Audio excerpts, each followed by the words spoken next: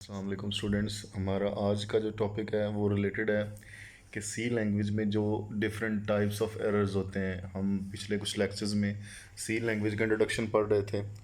हमने पढ़ा था सी लैंग्वेज क्या होती है, इसका इंट्रोडक्शन क्या है, टाइप्स ऑफ लैंग्वेजेस क्या हैं, सी लैंग्वेज के करेक्टरिस्टिक्स क्या हैं और कुछ और इसके बारे में हमने मालूमात देखी थी। आज हम पढ़ेंगे कि सी लैंग्वेज में जो टाइप्स ऑफ एरर्स हैं वो कौन कौन सी हैं।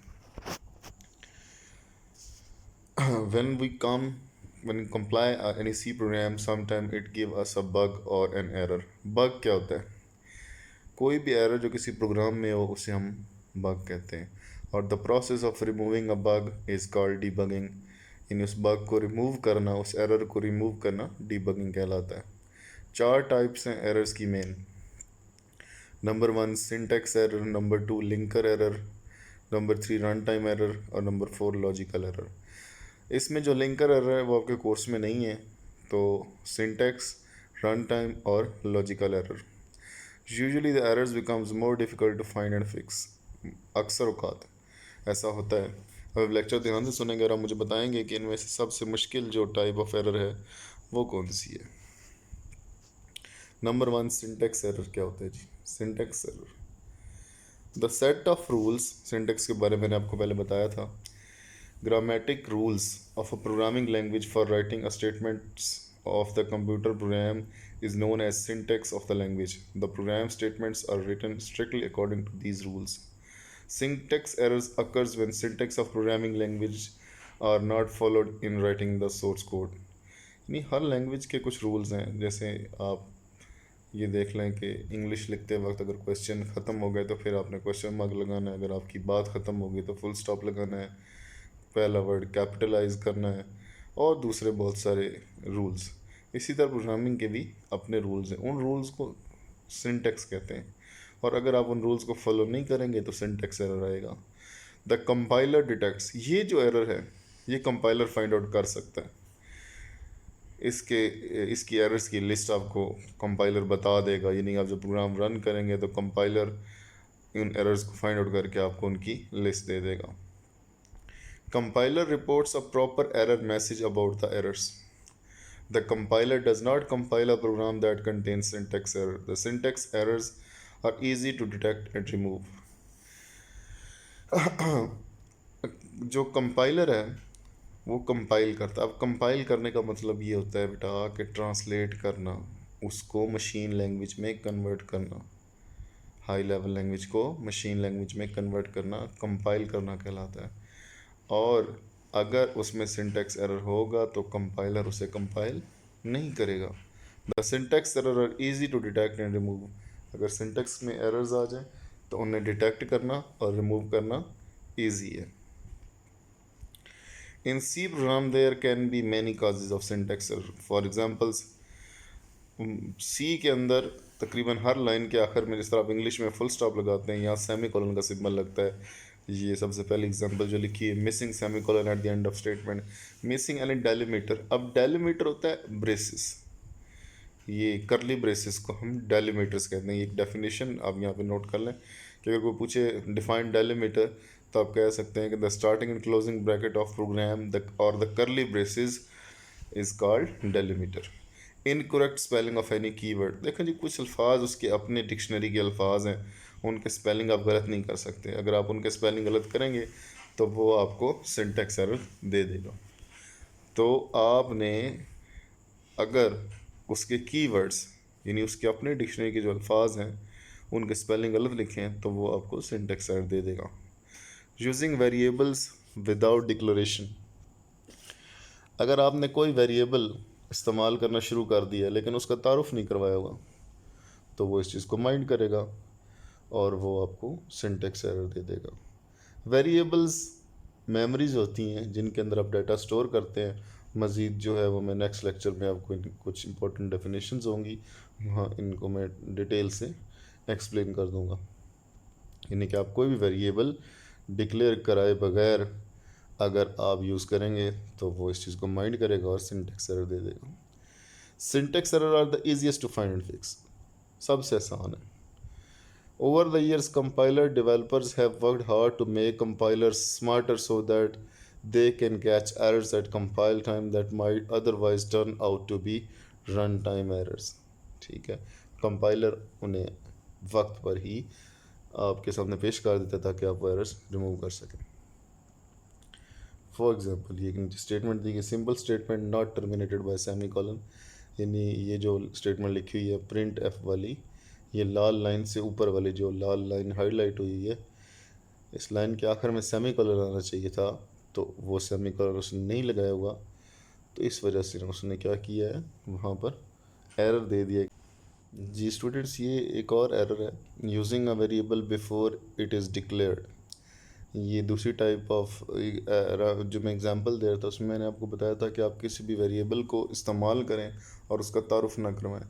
अब ये जो लाइन उसने हाईलाइट की हुई है, इसके अंदर एक वेरिएबल यूज़ हुआ है नम, NUM के नाम से, नम, जिसके अंदर हम एक नंबर स्टोर करेंगे बाद में। तो इसका ऊपर कहीं भी तारुफ नहीं करवाया हुआ था कि कोई वेरिएबल हम इस्तेमाल करने जा रहे हैं जैसे नम, तो इस वजह से उसने इसको हाईलाइट कर दिया है कि आपने नम का इंट्रोडक्शन पहले नहीं करवाया, ये वेरिएबल आपने पहले डिक्लेयर नहीं किया, तो इस वजह से ये जो प्रोग्राम है ये कंपाइल नहीं होगा। मिसिंग क्लोजिंग पैरेंथेसिस, यहाँ पर आपने क्लोजिंग ब्रैकेट लगानी थी, प्रिंट एफ के बाद एक राउंड ब्रैकेट लगी हुई है, ये सेमी कॉलन के से पहले और इन्वर्टेड कॉमर्स के बाद ये क्लोजिंग ब्रैकेट लगानी थी, वो क्लोजिंग ब्रैकेट हमने मिस की है, इस वजह से उसने यहाँ पर सिंटैक्स एरर दे दिया। दूसरी टाइप जो एरर्स की है वो लॉजिकल एरर। लॉजिकल एरर क्या है कि आपने प्रोग्राम लॉजिक ही गलत लिखी है, आपको पता ही नहीं कि आपने प्रोग्राम बनाना क्या था और आपने प्रोग्राम बना क्या दिया। फॉर एग्जांपल आपको कहा जाए एक प्रोग्राम लिखें जो एडिशन करवाता है, लेकिन आपका प्रोग्राम मल्टीप्लिकेशन करवानी शुरू कर दे, आपको पता ही नहीं था एवरेज का, आपने एवरेज का प्रोग्राम बनाना है और आपको एवरेज का फार्मूला नहीं पता। ऐसे प्रोग्राम कंपाइल तो हो जाते हैं लेकिन रिज़ल्ट गलत देते हैं, बाज़ औक़ात हो सकता है सही रिज़ल्ट भी दे दें, लेकिन हमेशा 99% ये रिज़ल्ट गलत ही देंगे।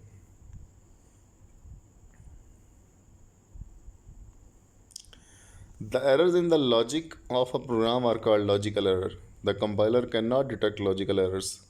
A program with logical error is compiled, यानी इसको compiler नहीं पहचान सकता, and runs successfully, but it does not give correct result. Logical errors are the hardest to find and fix because the compiler does not detect these errors.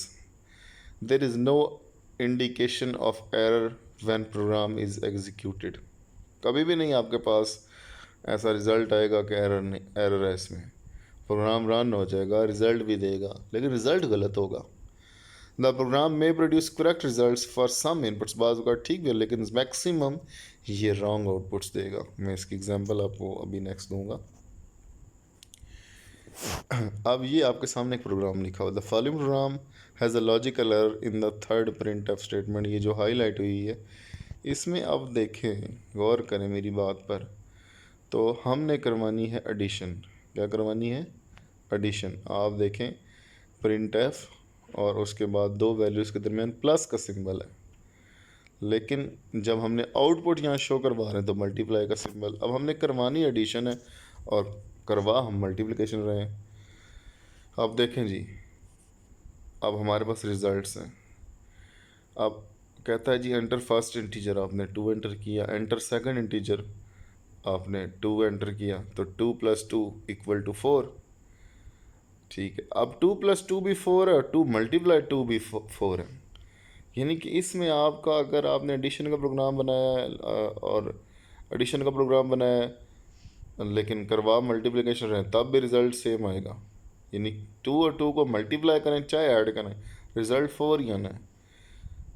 इस बार तो result ठीक आ गया, लेकिन अगर आपने वैल्यूज़ चेंज की, आपने एक इंटीजर 5 एंटर किया, दूसरा 6 एंटर किया, अब इनका रिज़ल्ट 11 आना चाहिए था, 6 + 5 11 आना चाहिए था। लेकिन चूँकि आप अगर पिछली स्लाइड पे देखें जहाँ मेरा लाल एरो जा रहा है, तो एरो के आगे आप देखो तो मल्टीप्लिकेशन लगा हुआ है। अब ये मल्टीप्लिकेशन लगाने की वजह से जो उसने आउटपुट दी है वो उसने मल्टीप्लाई करके दी, 6 और 5 को मल्टीप्लाई करके उसने 30 आउटपुट दी है, इस वजह से ये एरर आया, यानी कि रिज़ल्ट गलत है। ऐसा एरर फाइंड आउट करना बड़ा मुश्किल है। अब आपके सामने तो लिखा हुआ है 5 + 6 = 30, तो आप तो हैरान हो रहे होंगे कि ये एरर कहाँ से है। इसके लिए आपको कोड चेक करना पड़ेगा। कोड चेक करेंगे तो कोड की एक एक लाइन आपको पढ़नी पड़ेगी और ये आपका बहुत सारा टाइम वेस्ट करेगी। तो मोस्टली अगर ऐसा एरर आ जाए तो प्रोग्रामर पूरा प्रोग्राम ही दोबारा बना डालते हैं, क्योंकि इसकी वजह से टाइम बहुत वेस्ट होता है इस एरर को फाइंड आउट करने में। ये तो एक छोटा सा प्रोग्राम था तो हमें एरर पता चल गया, हमने उस पर ज़रा सा फोकस किया तो हमें पता लग गया। ओके जी, नेक्स्ट मूव करते हैं। Run time error. Run time error क्या होता है? The error that occurs during the execution of program is called runtime error.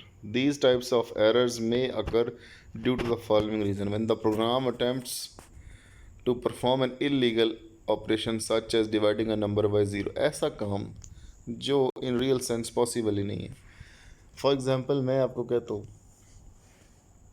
कि आप डिवीजन बाय, ये तो आपको पता है, मैथ्स आपने पढ़ी कि डिवीजन बाय ज़ीरो पॉसिबल नहीं है, तो डिवीजन बाय ज़ीरो अगर करवाएंगे तो वो पॉसिबल नहीं है।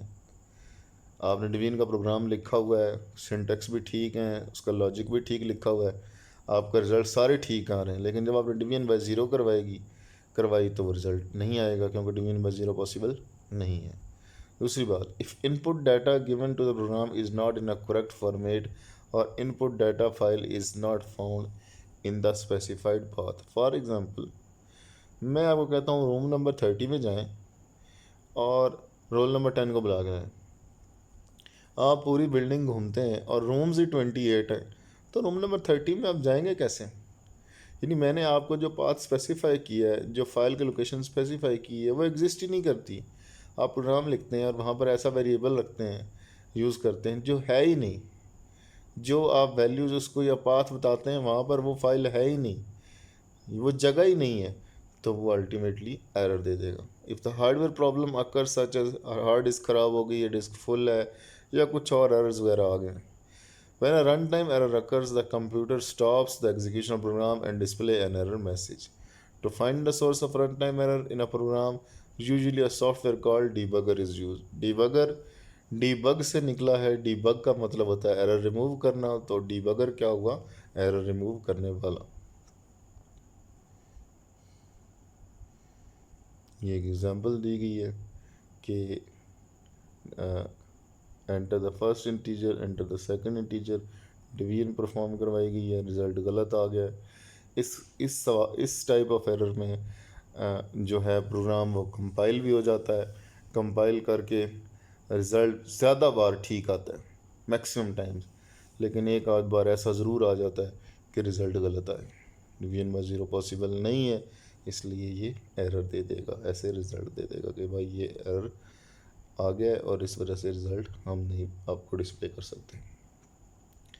लिंकर एरर, इसको ज़रा बस फॉर्मेलिटी के तौर पे देख लेते हैं, आपके कोर्स में शामिल नहीं है। Linker errors are generated when the linker encounters what looks like a function call but it cannot find a function with that name. This is usually caused by misspelling a seek standard function like main or not including the header file for a function. जब भी programme आप बनाते हैं और वो load होता है, अब उसने ट्रांसलेट होना होता है, तो लिंकर उसे लिंक करता है। लिंक करने के लिए जहाँ उसे लिंक करना होता है उस फाइल का नाम बताया जाता है। अगर वो फाइल वहाँ एग्जिस्ट नहीं करती, या आपने फाइल का नाम गलत लिखा है, या स्पेलिंग एरर्स हैं, तो लिंकर एरर एग्जिस्ट करते हैं। जी, अगर कोई प्रॉब्लम है तो बेटा आप पूछ सकते हैं, क्वेश्चंस हैं तो आप मुझे मैसेज कर सकते हैं, कमेंट्स में भी आप क्वेश्चंस अपने पोस्ट कर सकते हैं, मुझे इनबॉक्स भी कर सकते हैं, नीचे चैट बॉक्स में भी आप मुझे मैसेजेस कर सकते हैं।